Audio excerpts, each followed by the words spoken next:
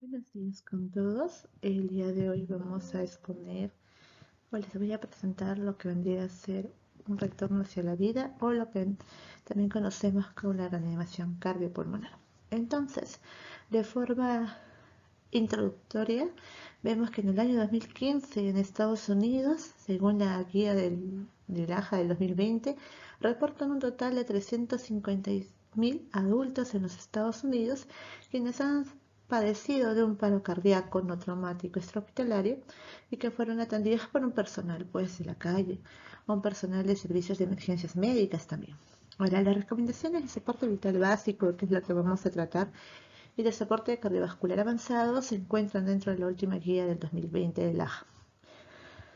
Dentro de todos ellos se ha vuelto a dar énfasis a la importancia de un inicio temprano de la reanimación cardiopulmonar por participantes legos, es decir, los que saben un poco más del tema, y también se da énfasis en lo que vendría a ser la administración temprana de la adrenalina.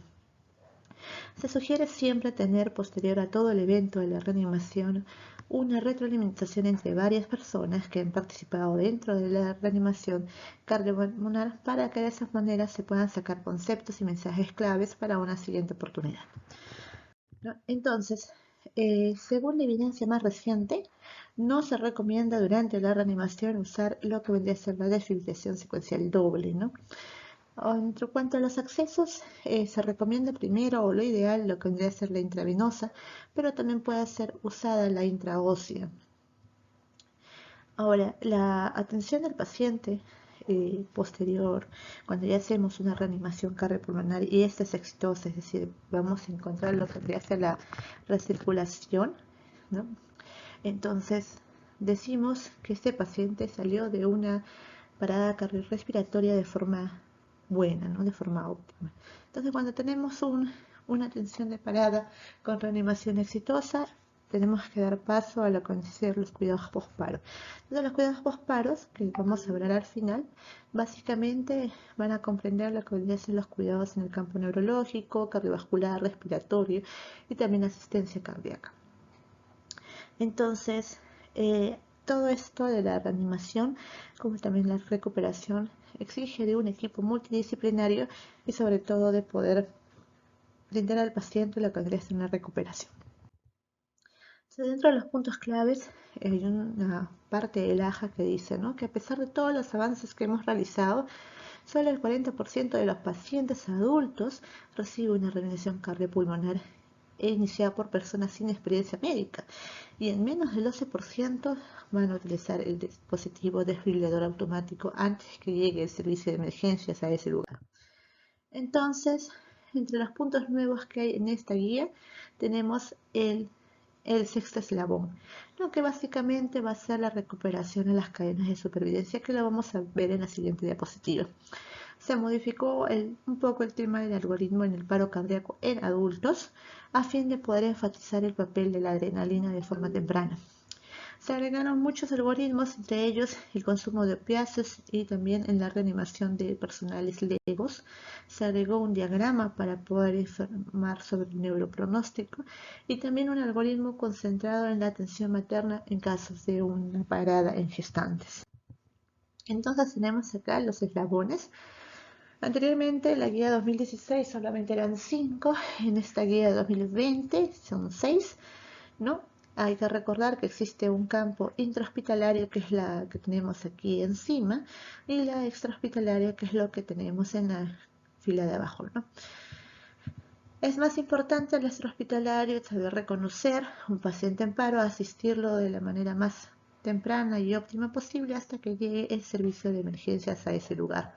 Entonces, si estamos frente a una parada cardiorrespiratoria en un ambiente extrahospitalario, lo primero que se tiene que hacer es activar el sistema de emergencia.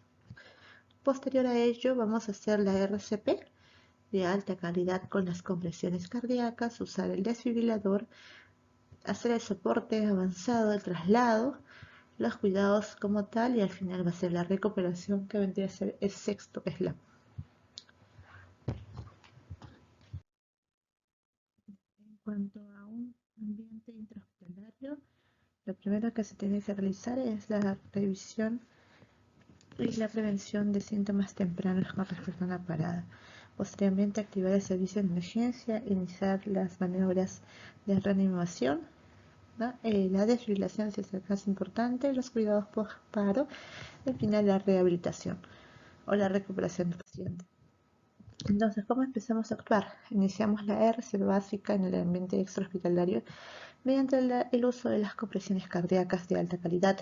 Como podemos observar en la imagen, la persona que va a hacer la reanimación debe estar en un ángulo perpendicular al paciente, de preferencia al lado derecho, como también tiene que hacer la compresión de la mano diestra por encima de la mano no diestra y posteriormente hacer las reanimaciones de aproximadamente 5 a 6 centímetros de profundidad, dando chance a la expansión torácica. Estas compresiones deben ser seguidas más o menos en una frecuencia entre 100 a 120 y sobre todo también deben no interrumpirse por cualquier motivo, ¿no? A su vez, de esas 30 compresiones para un adulto se debe hacer 2 respiraciones. En el contexto de COVID, pues esto ha cambiado un poco de la respiración boca a boca. Ahora se suele hacer con un dispositivo que es la máscara Auto-Fabre, o si no, también podría ser las mascarillas o sellos laringeos. Estamos frente a un dispositivo que es el desfibrilador automático o semiautomático, entonces podríamos hacer uso que después de las compresiones cardíacas ponerlo, evaluar si estamos a qué ritmo y para poder usar o no el desfibrilador automático, siempre y cuando indicando a las personas que despejen, ¿no? Si es que se va a hacer algún tipo de descarga. Entonces tenemos aquí los algoritmos.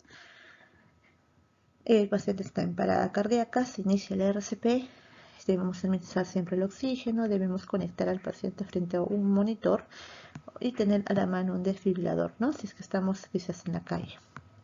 Evidenciamos en el monitor o en el desfibrilador qué tipo de ritmo se encuentra, si es una fibrilación ventricular o un ataque cardioventricular sin pulso, o si estamos frente a una sistolia o una actividad eléctrica sin pulso.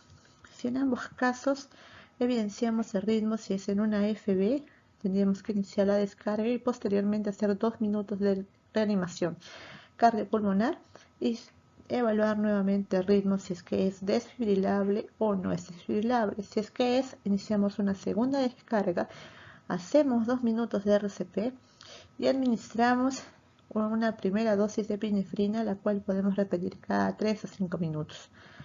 Lo mismo sucede, caso contrario es en la sistolia o en la actividad eléctrica sin pulso, que se inicia primero con la administración de la adrenalina y posteriormente con los 2 minutos de reanimación cardiopulmonar. Ahora, la desfibrilación se puede realizar con 2 tipos de máquinas, una bifásica y una monofásica. La bifásica podríamos iniciar desde 150 joules a 200 o iniciar desde la máxima posible si es que no sabemos cuál es el voltaje. Y la monofásica desde los 360 joules. Entonces, en cuanto al tema de la dosis de la adrenalina, se sugiere 3 a 5 minutos repetirle una dosis de 1 miligramo. Ahora también, como podemos apreciar aquí en la imagen, ¿no? Podemos apreciar lo siguiente, ¿no? Si ya tenemos la segunda descarga, tenemos los 2 minutos de RCP, ya le hemos puesto la segunda dosis de noradrenalina, vemos que es desfibrillable, entonces hacemos una segunda descarga y preparamos ya antiarrítmicos como es la amiodarona y la lidocaína, ¿no? La amiodarona se usa en base a la primera dosis de bolo, 150, en total 300 miligramos, en dextrosa del 5%, por lo menos en 30 minutos, mientras hacemos el registro por EKG, tanto antes como después. Si es el caso de una sistolia o actividad eléctrica sin pulso, después de la dosis de epinefrina y las 2 reanimaciones, hacemos una segunda dosis de epinefrina y segundo ciclo de reanimación. Y si en caso no puede salir o no es desfibrilable, entonces pasamos a los pasos que vemos a continuación. Tenemos que tener en cuenta que una parada tiene pues algunas causas como son las 5H y las 5T, las cuales están descritas en la parte de abajo del cuadro. En cuanto a la 5H, para nombrarla, vendría a ser hipovolemia, hipoxia, el cuadro de acidosis, un cuadro también de hipotermia, hipovolemia. En cuanto a las T's, estamos frente a un taponamiento cardíaco, un tromboembolismo pulmonar, a intoxicación por toxinas, a una trombosis coronaria. ya un neumotórax de atención. Entonces, una vez que tenemos ya la reanimación exitosa, tenemos que ver los cuidados postparos, las cuales tienen que ser mantener el tema ventilatorio, ¿no? Mantener una saturación por encima del 92%, un PO2 por encima de 60, mantener una frecuencia respiratoria entre 10 a 12, ¿no? Y un CO2 por debajo de 40. Ahora, después de eso se tiene que hacer el monitoreo electrocardiográfico con 12 derivadas, debemos mantener la temperatura del paciente, mantener el estado neurológico del mismo, ¿no? Y bueno, y también ver si es que el paciente es tributario de alguna intervención percutánea cardiológica, es decir, si estamos frente a una isquemia, ¿no? Tenemos ahí la forma de control o seguimiento neurológico multimodal con electroencefalograma, ver el tema de la temperatura, vemos el tema también del cuidado postcardíaco. Ahora, en el caso de un embarazo, observamos a la paciente que está gestando, ¿no? Y una vez que está gestando, vemos que está en parada, realizamos las maniobras. Bueno, estas maniobras son un poco especiales ya que se va a derivar o se va a desplazar el útero hacia el lado izquierdo y una segunda persona es la que asiste mientras se hace la reanimación cardiopulmonar. Ahora tenemos que tener en cuenta que es en base a la madre, por ello es que dicen considerar el tema de la cesárea postparto o perimortem, ¿no? Posterior a que la paciente salga. Existen otros tipos de causas, entre ellos puede ser una preeclampsia, puede ser quizás una trombosis o puede ser un problema placentario, ¿no? Entonces tenemos que tener en cuenta estas cosas. Hacer la reanimación cardiopulmonar con las compresiones escritas, pero con el desplazamiento del útero al lado izquierdo. No, eso sería todo. Muchas gracias por su atención.